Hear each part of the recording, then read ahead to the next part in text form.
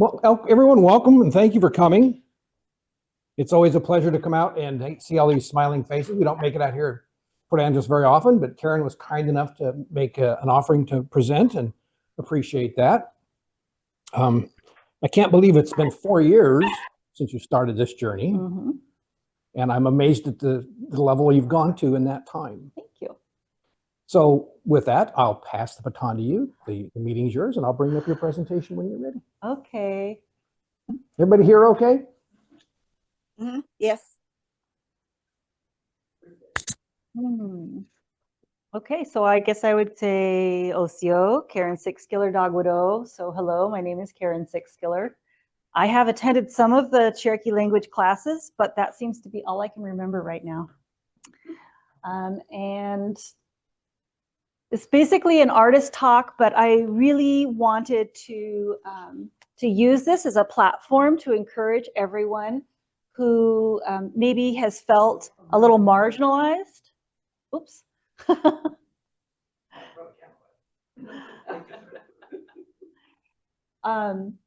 I titled the talk a Cherokee at Large, right? Journey. And 4 years ago, this summer, I decided to focus on an art career. And it was because I had so much inspiration from learning more and more about my Cherokee heritage. And I don't think I'm alone in feeling at a disadvantage as being a member of our culture at large, quote, quote, at large. And so I'm really hoping that this can also be inspirational to all of you. And I want to encourage you to know that even just small things can enhance your experience, your understanding of your own, well, I'm going to get all metaphysical, but your understanding of your own self, right? As you get connected, more connected with the culture in whatever way is comfortable and whatever way is interesting to you, that also helps raise the collective consciousness, let's say, and that we can contribute to our culture even as at-large people, right? And so let's get into at-large. I looked this up. What does at-large even mean, right? So Oxford Dictionary says that it's specially related to being of criminal or dangerous animal. You're at liberty, you've escaped and are not yet captured. And when I looked for images of at-large, this was one of the first images that popped up. So I really think that this terminology, I haven't done any research, but I believe this terminology started back when we were required to be on the reservations, and that if you were off the reservation, you were a criminal, you were a dangerous animal, that you had escaped, but there's an assumption that you will be recaptured, right? However, if you go to the Cherokee Nation website, they've got a different definition specific to being a Cherokee Nation citizen at large if you live outside the tribe's 14 county reservations. So when we talk about being at large, we are not thinking of ourselves as being escaped animals necessarily anymore. However, you might notice that a lot of people who are still living within the reservation, the Cherokee Nation reservation, will often refer to, come on home, come on home. And so that feels to me like a little bit of an extension of that idea of being escaped temporarily, that eventually you'll be recaptured. And I'm also a proud member of the Cherokee community of the Puget Sound, which is mostly based, of course, in the Seattle area. But thank you to everyone who is here for my presentation here in Port Angeles, Washington. What else do I say?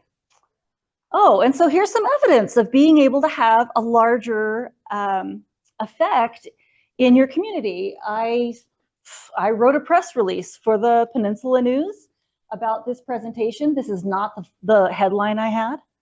This is not the article I wrote,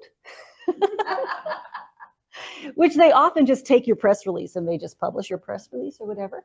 But they chose to modify it to really highlight me giving this presentation.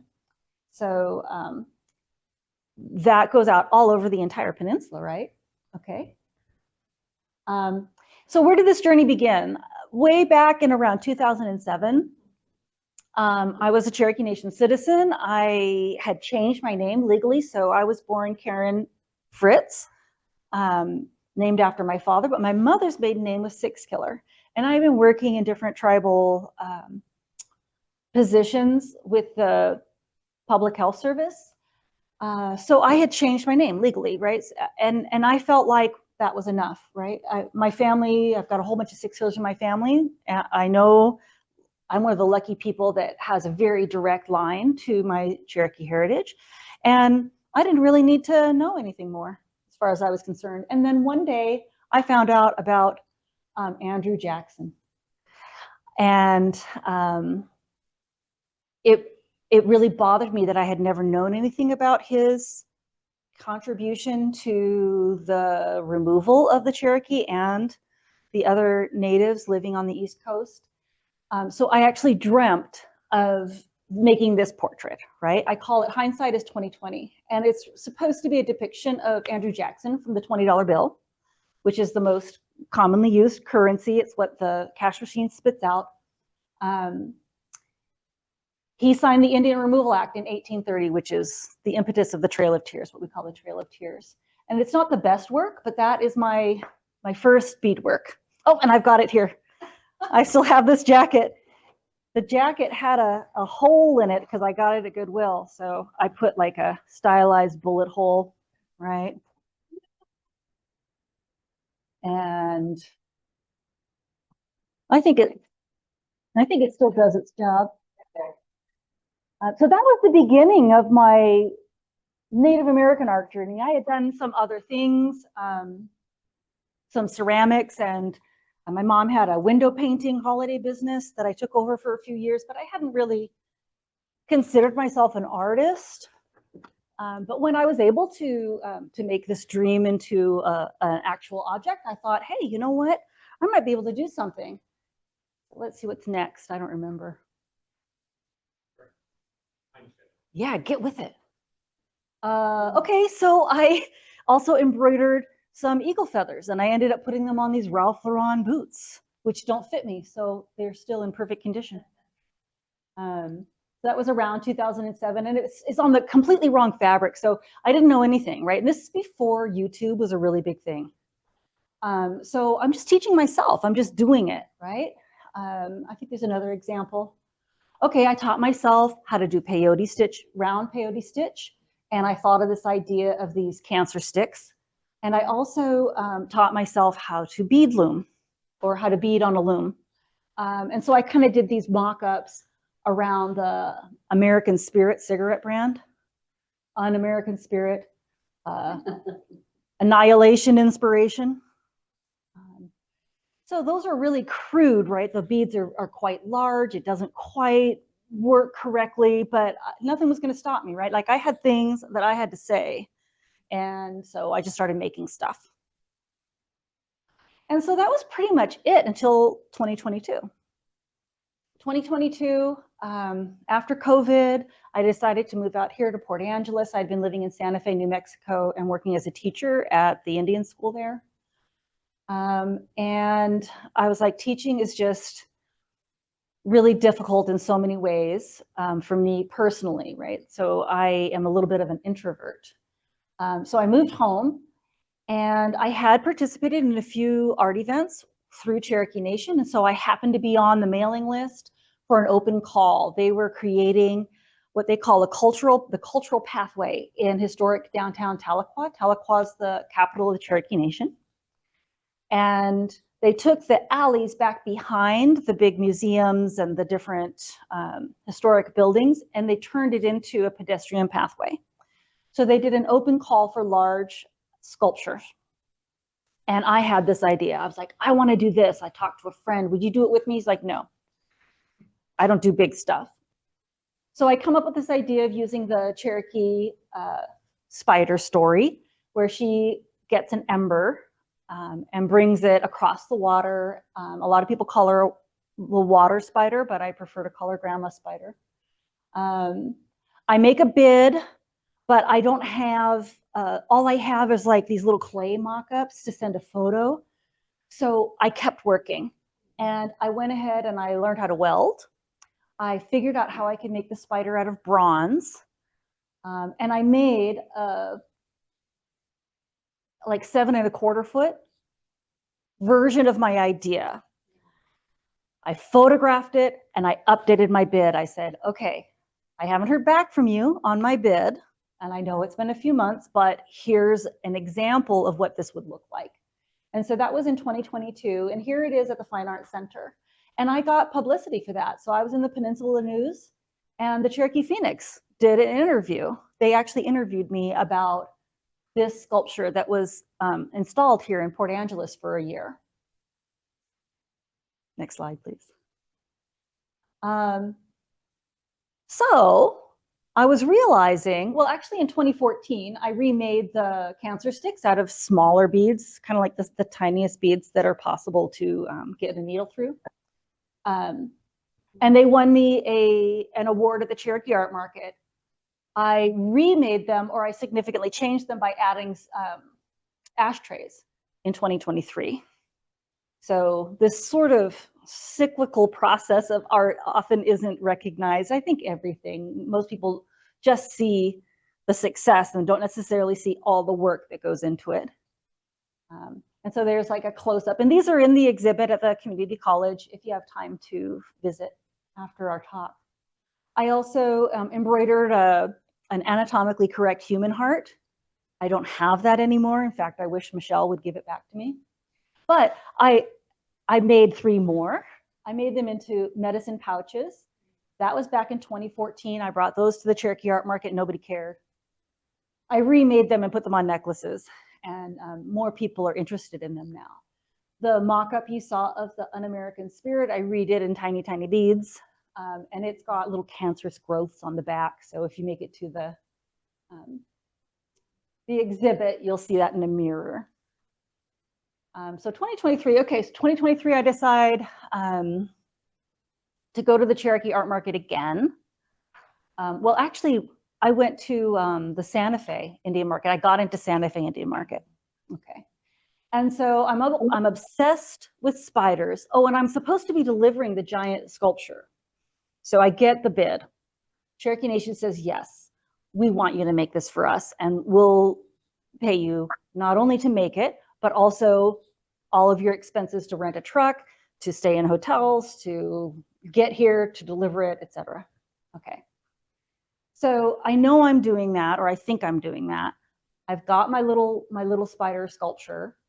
So I decide I'm gonna go to Santa Fe Indian Market in August, and then I'm just gonna stay on the road, and I'm gonna go to Cherokee Nation, drop off my sculpture, and I'll participate in Cherokee Holiday, which is what, the Memorial Day?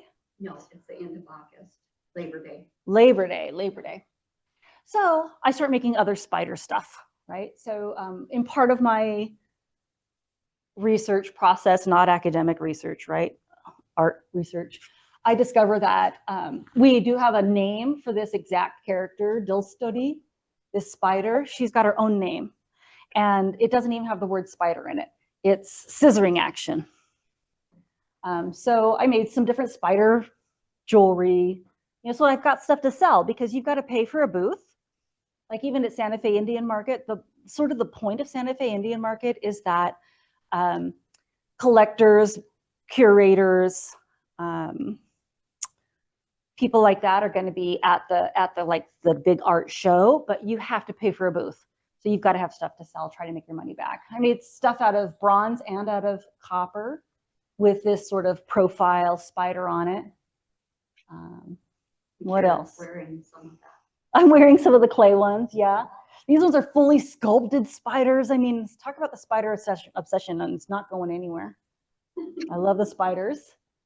I put my design on ceramics because I use a kiln to fire the metal to make the bronze spiders and the little jewelry pieces. So as long as I'm hanging out in the clay studio and waiting for things, I just make clay things.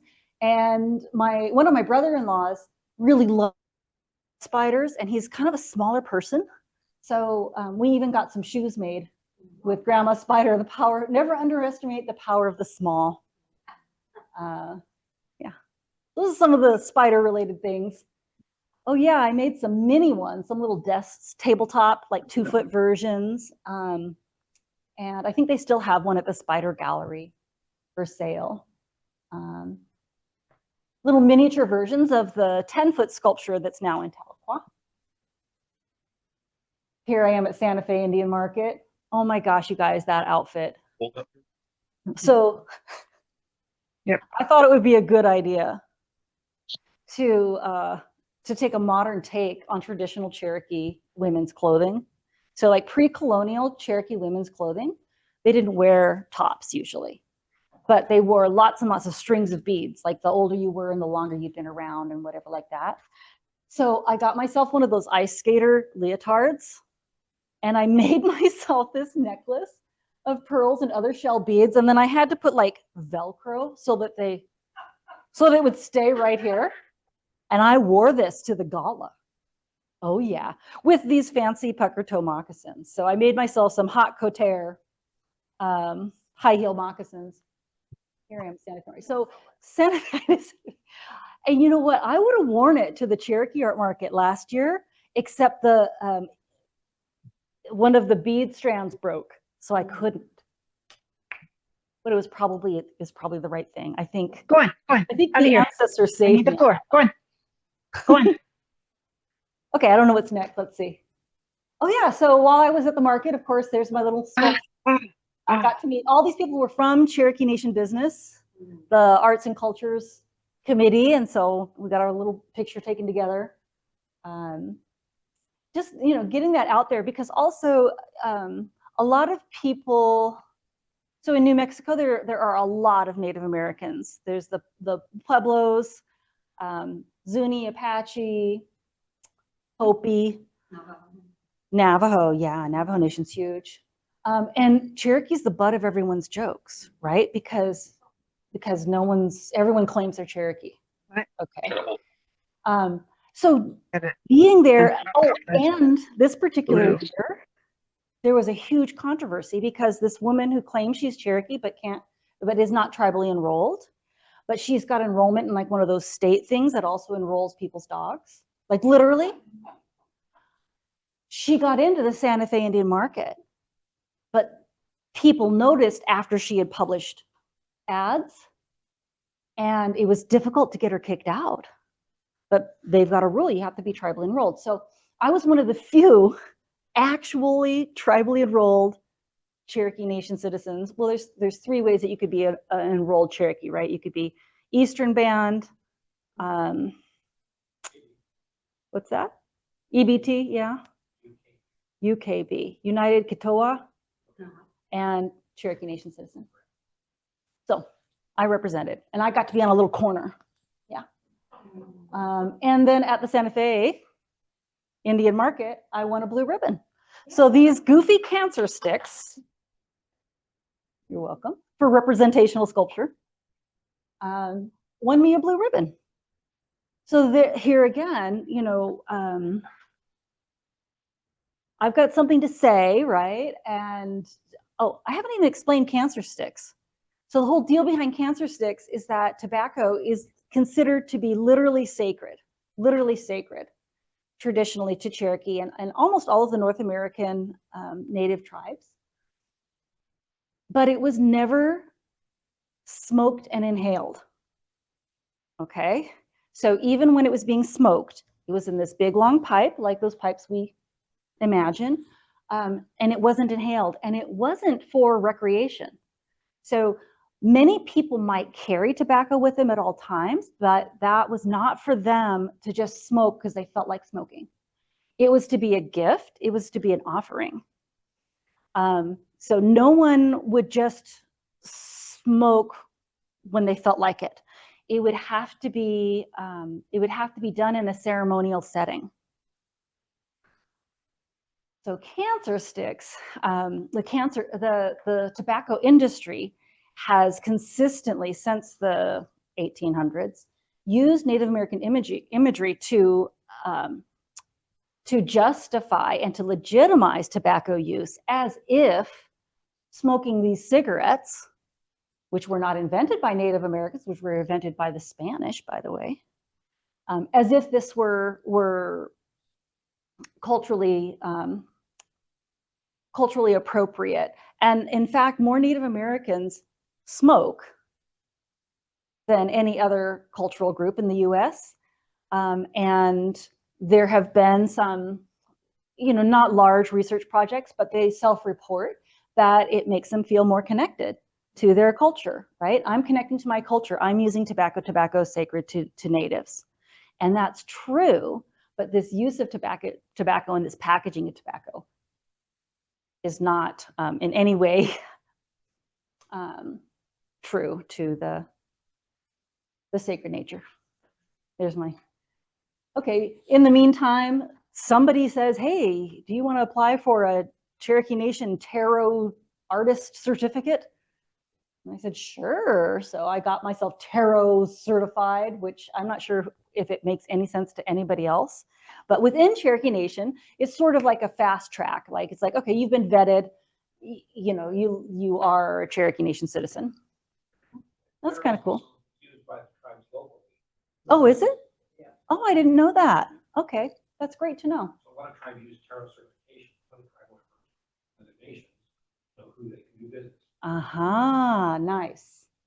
Well, I'm on a list somewhere. Oh, I know this guy. So I actually had to wait a year to deliver the 10-foot sculpture. It was completed in 2023, but there was a heat wave and they were not able to pour the concrete.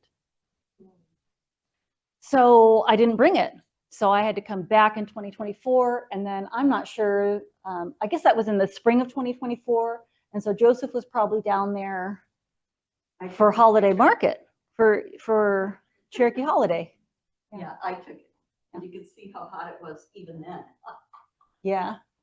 So there it is, approximately 10 feet tall. There's a spider up there. It's really cool because it's at the intersection of the cultural pathway and the spider gallery. One side to the right would be the spider gallery, and then to the left would be the cultural arts center. So I appreciate that luck in the placement. And it's a permanent installation. So it'll be there until it rests away. I've got another smaller, well, I had a smaller version in Olympia, but someone stole the spider. Well, first they stole the orb, and then they stole the whole spider. So I actually remade it. So now it's 10 feet tall, like the one in Oklahoma. But the size of the ring that the spider is in and the size of the spider is still this sort of smaller size. But thank you to everyone who voted, because there was a vote at this Percival Landing sculpture installation for the People's Choice Award. And so because Ember 2 won the People's Choice Award, they were willing to work with me to remake the thing. It wasn't even installed down there for months. But now it's there again, and the city of Olympia is purchasing the sculpture. So in July, it'll get moved to the front of the Capitol building for 1 year, and then it will get permanently installed someplace else in Olympia. So Cherokee Nation Capitol, Washington State Capitol. Yeah, I love it. And I also put one up in Lake Oswego, Oregon. So that one's up for another year. That was a 2-year placement right there on the corner of First and A, in front of a brewery. Yeah, why not? And then I've got a 4th one, and now I'm sick of them. I don't know if I'll make another one. So I applied to put that in Bainbridge, also Missoula. Missoula got back to me saying, are you sure it's still available? So I think I might be installing that there. We'll see. When they say that, Karen, when they come back. Yeah. What? Say, and how much are you paying me? That's Oh. that's the winning ticket right there. Well, so it's the kind of thing where they pay you basically to rent it. right? So like Olympia paid me to rent it for a year. And then if it can be purchased by any citizen, or the city takes first right of refusal if they want to purchase it. So the same deal with Missoula. So if they, they'll have it up for sale, and I think it's a 2-year installation. So I'll get $1,000 a year. And then if they decide to buy it, I'll also get whatever's. Okay, so I also made a beetle. So does anyone know the water beetle, the Cherokee water beetle story? So, you know, when the world was still new and people didn't exist yet, it was all water. And so all of the animals had to swim, and the birds had to fly constantly, and it was exhausting. So they decided, I don't know, like they thought, well, there must be something under the ocean.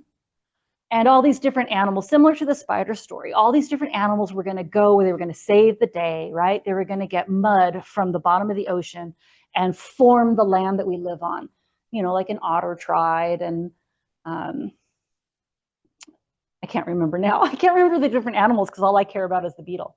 And this super humble beetle that just looks like mud himself says, you know what, I think I can do it. So in our tradition, a water beetle is credited with bringing up all of the mud that is now the solid land that we live on. So what I decided to do is to represent that, I call it sacred earth. Water beetle brings sacred earth. So I made the mud look, oh, there it is in Olympia. So that one's also in Olympia until mid-June. I made it faceted. And of course, on this end, I don't know if you can notice, there's 7 facets for the Cherokee star, so that it would be precious, right? So that it would read as being precious, as if it were a gem, as if it were a jewel, but it's mud, right? At this point, it's mud. And then I also used a particular beetle. So this is actually almost life size, right? So it's almost this big. This is called a giant mud beetle, and it is, they do live in the area of the traditional Cherokee homelands. This beetle can hold its breath 8 to 12 hours underwater. And it's one of those animals that has the habit of carrying its eggs on its back. So to me, I thought, well, that would be, I think that's the most likely creature that might have inspired the story, because it's almost like it's carrying mud, right? It kind of looks like just lumpy mud on its back. Whereas the whirligig type of water beetle is much smaller. They could still hold their breath for several hours, right? 2 to 4 hours. But, you know, I get geeky like that, and I'm like, but I think it's more likely this is the beetle that inspired the story. Plus it reads beetle, and it also brings in more people. So one of the things I really like to do with my art is to bridge cultures. So like I was there in Olympia on sort of like open installation day, and so many people saw that beetle and thought it was a scarab. So they looked at it more closely and saw that it's actually part of our Cherokee story. It's just a way of promoting Cherokee culture, because I think we've got so much to offer.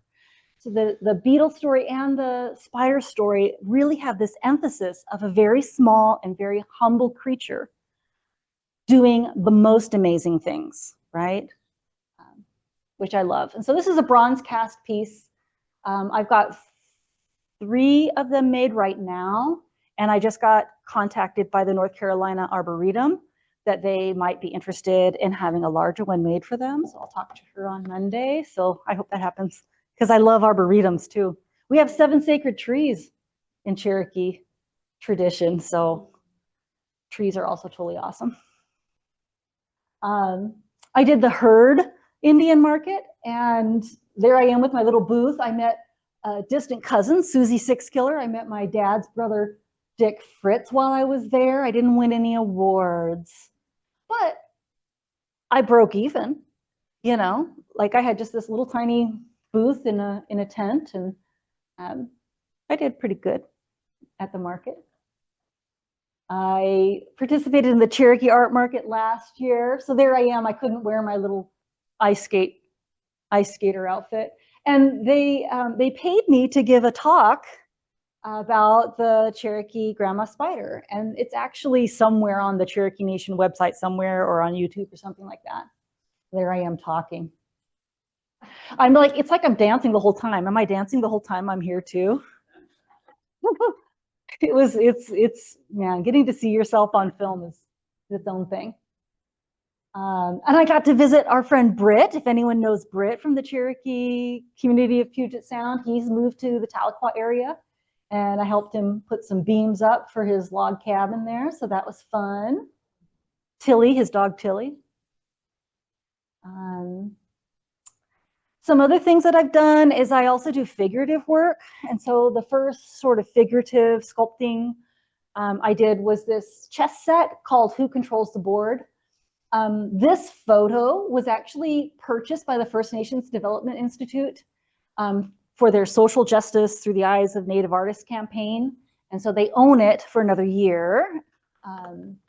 But if you go to the next slide, so the impetus of this is, you know, I had been teaching at an Indian school, one of the oldest Indian schools. It now belongs to the local tribes. But the original campus was one of those old BIE Indian schools. Okay, so whenever we needed to do any kind of remodeling or building, I'm not kidding you, we would find children's bones.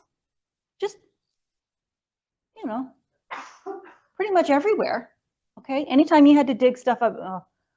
Okay, so I had lived this experience, right? And then COVID had happened, and all the school shootings kind of stopped for a while, and COVID was done, and all of a sudden there's school shootings again. And so this kind of stimulated this idea of children are still pawns. It's like they're just pawns, because there's a lot of these school shooters are just looking for attention, or you know, they're used to sell more guns often, right? Like the NRA, it's like, well, that's why you need good people with guns. So I started with the idea of the children being pawns. And so what I did is I started with an Alaska Native, Pacific Northwest, Sioux, or did Sioux, that's not the right name. They don't call themselves Sioux. Lakota. Dakota or Dakota. Yeah. Oh gosh, who is she? Apache? No, this guy's Apache. Hopi. I can't remember now. This one is based on a photo of a child. Okay, so these are based on children that had been abducted and taken to BIE schools. And this is a Cherokee girl. Some of them I didn't have BIE abduction photos for. Oh, she's Navajo, Danae. So I started with the pawns, and then I had to think about the other characters, right? So who would be the king in this historical version? I've got Andrew Jackson, right? He's got a $20 on his back. The Catholics and the Methodists had the most BIE schools, so they would purchase the right to have a BIE school, and then they would get paid for every child that was in it. Who would be the knights? Well, at this point, literal chattel slavery is still part of our nation. So I've got KKK knights. And in fact, the higher level, apparently the higher level poobah dudes wear the black robes. And of course, for the rooks, I've got BIE schools. And the hardest character to figure out was the historical queen. Because in some sense, the queen is almost the most powerful piece on the board. She can move in any direction. She can move as many squares. But she's also, you know, she's not the king. You don't win the game because of the queen. So I tried to think about how often women are portrayed, are used. Imagery of women is used to promote ideas. Manifest destiny. Manifest destiny was personified as this woman flying through the air with her shirt almost falling off. And so who is the most oppressed? Who is the most used? In a way, she's the most used piece, right? She's the most versatile. She can move in places that the other pieces can't. But why is that? Because we know that she's the weakest. And so I decided to make her be a black mammy. Literally the most used, marginalized woman of the time, holding a white child in swaddling. So then I've got to figure out the modern pieces. I literally Googled modern school children, and that's how I modeled these kids. They're wearing backpacks, but I made the straps of the backpacks to sort of read as like angel wings. So these are supposed to represent average, everyday American kids who've also been killed while at school, but for them, it's modern school shootings. And then at that point, when I made this, this person wasn't our president at that time, but seemed like the best way to represent a modern president. Of course, for the bishops, I've got televangelists. So they've got their microphones and they've got money hanging out of their pockets. For the knights, I've got Proud Boys. And for the schools, I've got like ABC and XYZ, regular schools. All the schools have little grave little crosses all around the bottom, but the ceramic didn't necessarily come out. And then again, so who do I do for the queen, right? Who is the most marginalized, to the point of being literally enslaved? Modern woman, Native American women. So the missing and murdered Indigenous women. So that's printed on her fan, and she's got the red hand mark. What am I trying to say? Handprint, thank you, on her face. So a large portion of the missing and murdered Indigenous women's problem is literally sex slavery. So a significant portion of the women that go missing are actually abducted and like used as prostitutes. So they are actually the most enslaved. Like there are a significant number of Native American women who are literally enslaved right now in America. Out of all the Americans who are being treated that way, Native Americans. So she's the queen for this side. Who controls the board, right? Even the king isn't calling the shots. And now this person's president again. So a lot of people think that that's supposed to be Melania. And I said, hey, could be. kind of a parallel storyline there, huh? I got into the idea of Selu. Selu in the Cherokee tradition is the originator of corn. I consider her like a demigod or a goddess character. So she existed before regular humans and into the time of human occupation of the earth. And she has, her husband was Kanate, the ultimate hunter. And she is a woman whose body is made of corn. So to feed her family, she would just rub her belly and there'd be all this corn and then she'd be able to cook it. And her own sons, according to the Cherokee tradition, her own sons killed her. So it has to do with the human race becoming more prevalent, so it's such that now they're living sort of like on the outskirts of villages, and the humans are seeing her as a witch. So the sons decide that they need to kill her, and she knows they're coming to kill her, so she says, when you kill me, and I understand you need to do this, make sure that you drag my body around the fields at least 10 times so that a corn plant will grow everywhere and will feed everyone. But these boys were lazy and they only dragged her around 4 times, and that's why corn doesn't grow everywhere. But almost all of the North American tribes have a corn, usually it's a corn maiden story versus a matron versus a mother. She's a maiden. And usually she doesn't get killed. Usually this story, she runs away, and where her feet fall, corn plants grow. So I don't know how much of this story could have been modified due to the Christian influence or the colonizer influence.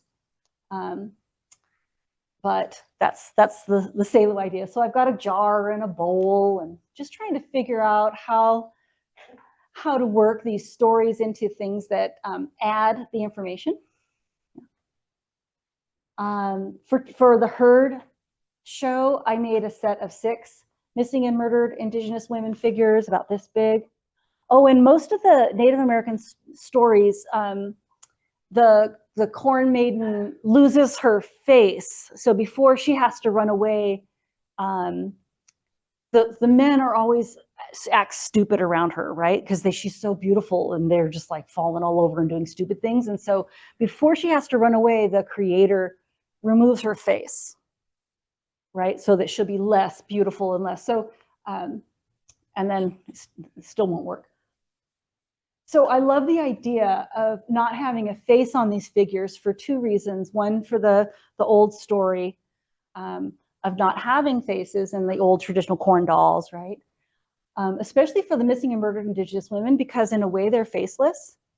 But furthermore, I don't want to put specific features on them, especially for us as Cherokee with such mixed blood, where we can look so different. And how many of us have heard you don't look Cherokee or you don't look Indian? So with these kinds of figures, I don't want features on their face. Okay, I don't want to say this shape of even shaping the face and the head is already putting information on somebody's heritage or whatever. But they all have great hair. And then last year I made sort of like a larger version of the Corn Mother with wearing a gorget, and this one's at the Spider Gallery as far as I know. Yeah. I made this yearling bison head because the Buffalo Bills are building a new stadium, and they put out an open call for artists to make buffalo sculptures for them. I didn't get the job, but I'd never made a mammal before, you know? And so it was really kind of exciting. My mom loves this piece to make this bison. She would have it all. She would have it all in her house if she could. So there's that yearling bison. What else? Okay, so then I don't know, I can't let go of this tobacco thing. And at some point, I think I was driving, you know, I was at one of these shows and I was driving forever. And I had the idea of, wouldn't it be great to have some diseased lungs as the ashtray? And then I could have more fun with like using the beads to make the ashes, because I don't know how many of you have experienced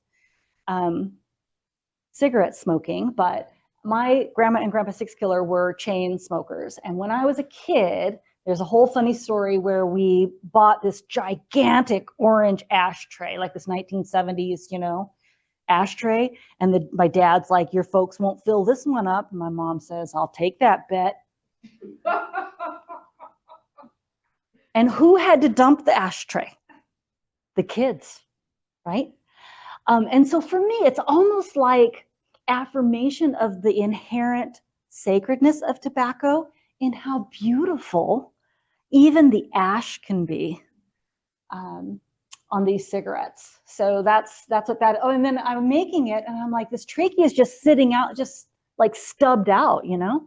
And I don't know, I had the epiphany of putting this mouth on it, which I think turned out great. So I call that gasp. Yeah. Part of the Cancer Stick series. And my most recent piece, which is at the gallery too, is Calling You Home. So this is the first time I really brought Cherokee culture into the tobacco conversation, because owls, and screech owls specifically, are considered harbingers of death. Not necessarily in a bad way. Like Navajo or Dene people, they don't want to see an owl like that is bad luck, right? But for Cherokee, it's not necessarily bad luck. It's not like death is necessarily a terrible thing. So I made this ceramic owl, and I made him in an odd position. So normally birds are depicted with their soaring, right, with their wings out. But when they're about to grab something, this is called the stoop. So they actually scoop their wings like this. So he's in the position of a stoop. And in one claw, which is difficult to see, there's a brown cured commercial tobacco leaf. Commercial tobacco, by the way, has been hybridized as of the mid-1800s to have much less nicotine than wild tobacco. So he's hovering over a wild tobacco plant. This is a commercial tobacco leaf and some cancer sticks in the other claw. And then I made so I beaded, I took suede and I beaded the leaves. And wild tobacco, if you ever stumble across wild tobacco, the oils in the leaves really do sparkle. They've got a sort of aura about them, a golden aura. And then I made the flowers and little buds out of the bronze, right? Since I'm sculpting with bronze anyway. There's like a wind pattern beaded on the base of the piece. So wild tobacco actually has like a 10% or higher percentage of nicotine, which is deadly. Another way of proving to people, no, we never inhaled that, right? I even met someone from a different tribe, and I can't pronounce the name of the tribe, but he said, yeah, in our tradition, we never even smoked tobacco by itself. We always did a 50-50 mix with the inner bark of a particular tree and still didn't inhale it. So that's calling you home. So it's supposed to be sort of like a double meaning, right? Calling you home is a euphemism for God calling you home to death, but also I see it as you could be called home, you could be called back to your roots, back to your origins and to the correct way of being, which is symbolized by the wild tobacco, right? And the appropriate use of tobacco as something that is sacred. We're almost done. I don't know how much time I've taken. Oh, I really love these. I made this gorget. And this one is Selu, the corn goddess again. And that one's actually in Oklahoma right now at the Trail of Tears art show. But I want to make some more of these with different, I've got a hummingbird design that I've worked on, and yeah, the sculptural, the deep sculptural effect. And then just recently, the Cherokee Nation put out a call for a monument to Joseph Stick Ross. Joseph Stick Ross was a freedman who had been a slave of John Ross, the Chief John Ross. And he advocated for Cherokee citizenship among the freedmen because that's something that wasn't always, and until recently, wasn't always recognized. You know, people tried to deny that. But at the time, he was a major civic leader. He had his own business. He was a member of the business council there in Tahlequah, and hugely respected. So as part of the work of getting more of this information out there and acknowledging the contributions that all the Cherokee citizens have made, a monument is being created in Tulsa, like a historic library and a monument. So I decided, oh, and nobody knows what he looks like. There's no photos of this man anywhere. And I said, I can sculpt a realistic human that doesn't have to look like anybody. And this is what I sculpted. So this is my first, well, I guess I've done a few human faces learning the process, but this is what I sculpted for Stick Ross, just this bust.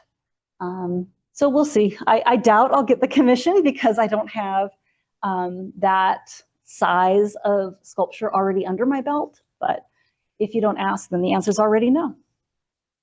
And some examples of other at-large Cherokee making a difference: the Cherokee community of the Puget Sound and other satellite groups. Ellis Craig lives in Whidbey Island, Coopville. Wasn't able to make it because he couldn't get a ferry. my understanding is that he started the media club, books, and he took it home. He took it on. Took it He on. made it into something. Paul George and Mary Price Brody have done tons. Bode. Oh, there's no R? Sorry. Apologies. Sorry, Mary. Cherokee language classes. They've made Cherokee language classes available in Seattle and also online. And then someone else I know is Doug Martin in Texas. He made this belt. I ordered this belt from him, finger weaving. And he's like totally into corn. He knows all things. This is just a very limited list. Meanwhile, what else am I up to? It's getting hot in here. Or is it me having a hot flash again? Okay, also Jess Bourne. Jess Bourne is also part of the Cherokee community of Puget Sound. She has an Instagram page and a website. She does these graphic novels. She's working on a graphic novel or two, and she's also got, and I think the next slide has got, she's come up with these like t-shirt designs for immersive Cherokee language. So, we can, you don't have to be out there doing things for other people, but just because we're Cherokee at large doesn't mean that we can't be part of the conversation and be contributing to enriching our Cherokee culture. And even in Tahlequah, right? So like I've got a 10-foot sculpture in Tahlequah. They asked me to send things. And meanwhile, I spend my time here in Port Angeles. I teach beading workshops. I've been teaching about one every month up at the community college, but I'm going to try to do one a quarter after summer. These are just some of the workshops I've put on. And right now, I'm working on a bike rack for the Fine Arts Center. So they had an open call for functional art, and I have been grinding metal and sourcing things. So that's what I'm working on right now, I think. And then here's some things from the exhibit that's at the community college right now. So it was originally installed last quarter, but there was such a large response from the students and community members. So I had no idea. Well, I guess I have some idea, but I feel like I'm the only one that grew up with chain smoking grandparents, or like the health conditions that my mom, if you're okay with me, my mom has health problems, even though she's never smoked, that are related to being a smoker. So it's amazing how many people, even young people who are like in their 20s, really have related to the Cancer Sticks exhibit. So anyway, it's been held over for another 3 months. It'll be gone by the end of June, but it's unusual to get to exhibit in their space for that long. I think that's it. Oh, what else am I doing? I'm going to Santa Fe Indian Market again. So I didn't get in last year, but I got in this year, and I got an amazing booth. So like if this is the plaza, I've got a booth right here, which is great because like the bathrooms are over here. Right? Everybody has to come to work. Yeah. Well, also this is where the big super expensive hotels are on this corner too. So that's the main entryway from the hotel. So let's hope people appreciate my stuff. And so here I am 4 years later, getting an actual portrait done. Watto, thank you. That's it. That's what I've got for you. Ta-da!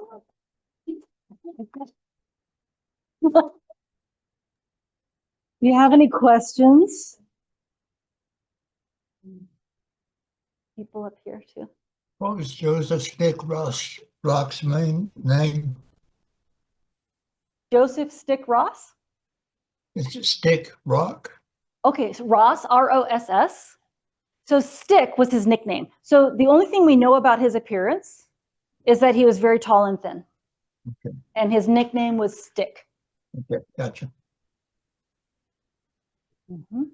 Really enjoyed your presentation. Hey, thanks. Yeah. And no, Karen, you are not the only one with chain smoking family members. I am a 3-time cancer survivor, and I can tell you that I never smoked a day in my life. Oh, yes. Yeah. So There you go. the ashtray speaks to you. Yes. Yeah. Yes. Is it Amy? Amy, yes. I'm here today because I read that little piece in the Daily News.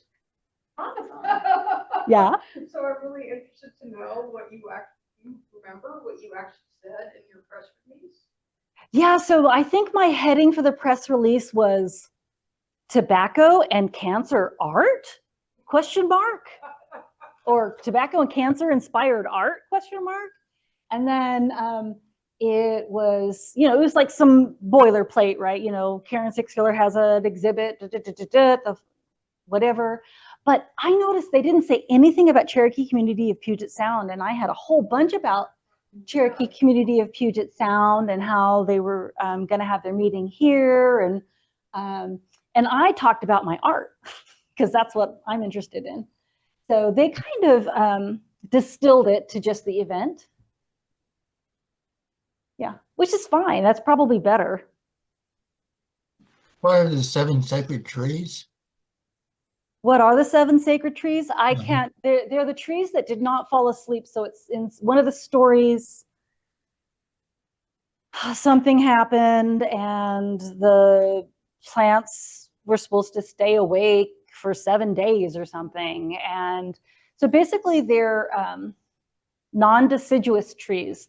So there's multiple kinds of pine trees listed, like a fir tree. There's some kind of holly. I don't know the 7 trees, although I've been working with Brad Wagnon. I don't know if anyone knows Brad Wagnon in Tahlequah. He's written several children's books, and he's totally into bonsai. That's an understatement. Yeah. And also he makes knives. But anyway, so I'm going to make some pots and vessels for some of his bonsai, and we're talking about. Oh, you've got the 7 sacred trees. Cool. We're talking about trying to make basically an arboretum with the 7 sacred trees. So thanks to Cindy, the 7 sacred trees are beech, birch, hickory, locust, maple, oak, and sourwood. Thank you.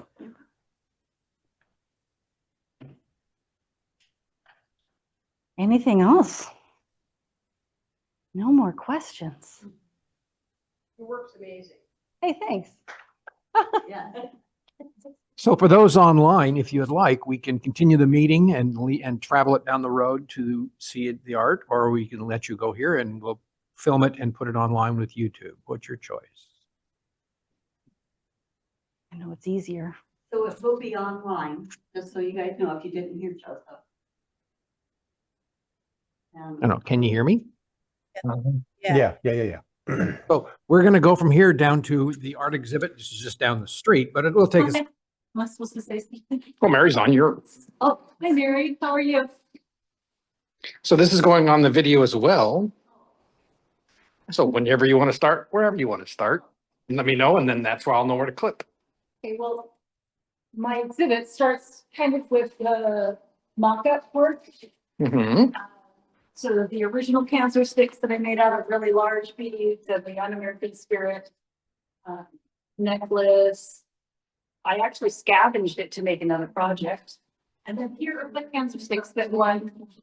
Gosh, they won a blue ribbon in Santa Fe and at the Red Cloud Art and Blue in South Dakota. So this cancer stick motif is much more popular than I could have ever dreamed. Here's the gas. Diseased lungs ashtray with cigarettes in different cancer sticks in different levels of being ash. And then on the wall are the 3 human heart medicine pouches. I actually submitted the medicine pouches and the gas to one of the recent art calls for a Tahlequah hospital. It's unlikely they'll be chosen, but you know, what the heck. Here's the Un-American Spirit necklace remade with size 15 beads. And then I also made these like cancer stick themed earrings because they wanted me to teach a workshop in connection to the exhibit. So I figured This is the one that has the cancer on the back of the, yeah, and a little hard to see. yeah, The mirror. the pedestal it's on actually spins, but you've got to open it and, you know, turn on the thing. I can see it from here. Can you see it? Just kind of have to stand on my. And then the tour de gras is for the falling home Mhm. owl. And you know, I don't know. Something that I love about sculpture is it's 360. You know, I want to have interest from all angles, but people can't necessarily see all angles when something is displayed or photographed. It's hard to see the, Well, it does play with the light better because it can. yeah. That's it. Those are all the things in the cancer stick collection, really. So your base was the winds is what you were calling it? So, yeah, wind spirals. You call that stooping the wings? Or the Wings are up on top here. The leaves are below. No, the wings are stooped. Well, Oh, yeah, the stoop position. Mm-hmm. STOOP. Yes, Okay. DSTOOP. So actually the local Audubon in Squim let me touch and draw and examine a whole bunch of their taxidermied owls. nice. Or else I wouldn't have been able to make this because, you know, photos don't reveal all the different angles of something. Mhm. Yeah. The owl turned out really good. I mean, I can tell you about its flaws, but I won't. Well, as every artist, they never like their own work. You know Right. this. I think that's a requirement for art. Birds' legs are so long. Mhm.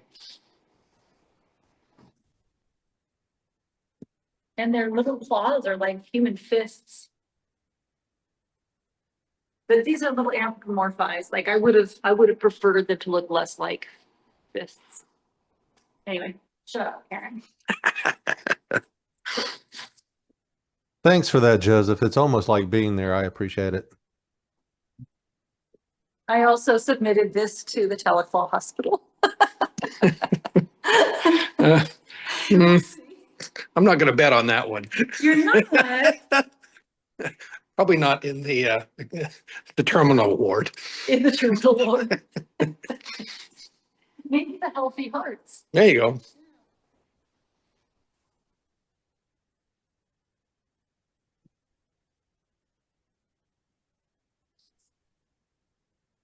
Yeah, I was thinking about making So a little bit more on the hearts here because I kind of went by them quickly. Oh, yeah. yes, your heart is about the size of your fists, of your two fists, and also your brain Mhm. is the size of your two fists.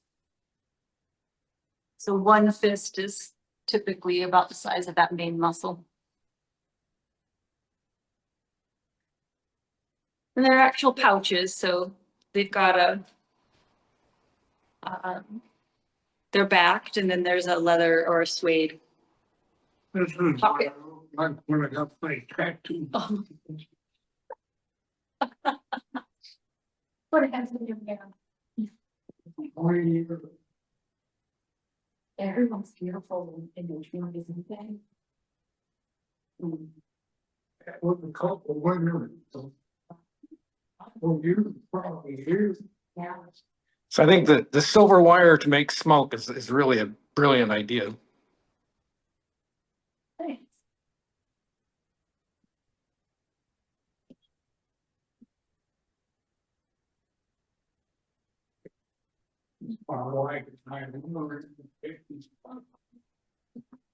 Yes, please.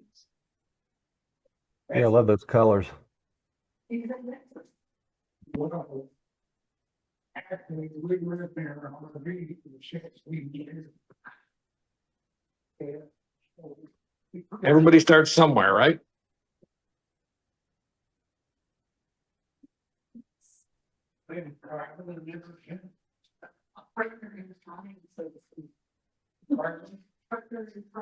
What's the story behind the un-American spirit? Well, it's Karen's interpretation of the misuse of tobacco. Okay. In fact, I think you talked about that when you did your presentation on tobacco. How you got your un-American spirit. Expanded on it, right? Because I think I had gas when I gave the You did. presentation, but they just wouldn't yet. Mm-mm. And so in order to make the, I had to learn a lot about wild tobacco. And oh my gosh, there's over 60 varieties of wild tobacco growing in North America. And so it was really difficult to choose the exact morphology of the plant. So I just tried to go with what most people, felt was right. But there's also over 40 varieties of wild tobacco in Australia. Those are the only two places. But we think it all originated in Central America, kind of near the Andes. Kind of amazing. It is, isn't it? Yeah. The Australians don't seem to use it ceremonially or anything, but all the Native Americans, South America, North America, they even grow it in Canada. Mhm. Cultivated amongst natives for thousands of years. I've always was taught it was an offering. So Yeah. Yeah. It's not. everything is a trade. It's the only free given. Yeah. More people die of tobacco related disease. Like 15 million a year Mhm. versus less than 1 million a year from all of the illegal drugs, the entire opioid crisis, cocaine. Less people die from those every year than tobacco related deaths. So, It's a slow lingering death, so it's hard to point at. right. It's not as immediate. It's not like an overdose type of deal. Yeah. Motto, Karen. Thank you. I think I'll just step it.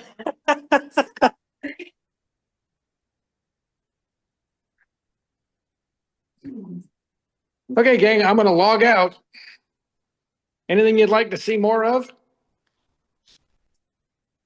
Can you go back to the cancer sticks and the trays again? Sure.